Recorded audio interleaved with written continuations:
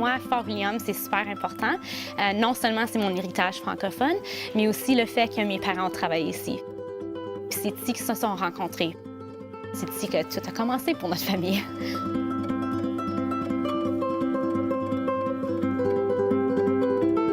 Fort William, c'est une reconstruction d'un fort qui existait ici durant les années 1800 pour la traite des fourrures, essentiellement.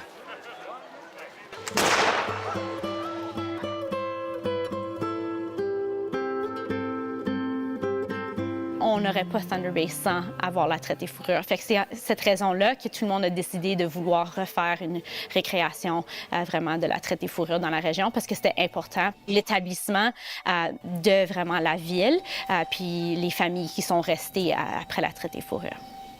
À Fort William, on fait aussi plein d'activités touristiques. Fait qu'aujourd'hui, on a notre Winter Carnival, par exemple, où on célèbre toute affaire qui a rapport avec l'hiver.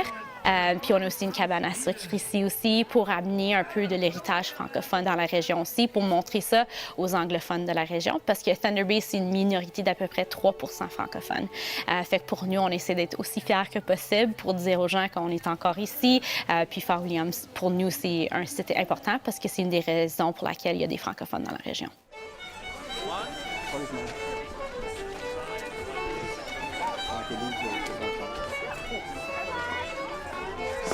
Pendant 3 jours, en fait, le Club canadien-français de Thunder Bay tient sa traditionnelle cabane à sucre, tradition canadienne-française, où on déguste de la tire d'érable ou des cônes à l'érable.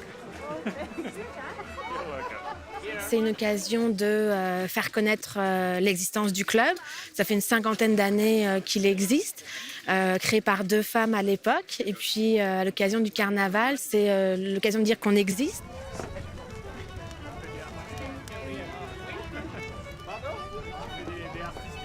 Comme on n'est plus vraiment dans la revendication francophone en milieu minoritaire, mais plutôt dans le fait de célébrer en français, après tous les combats que les générations d'avant ont lutté, les écoles en français, pour les services en français.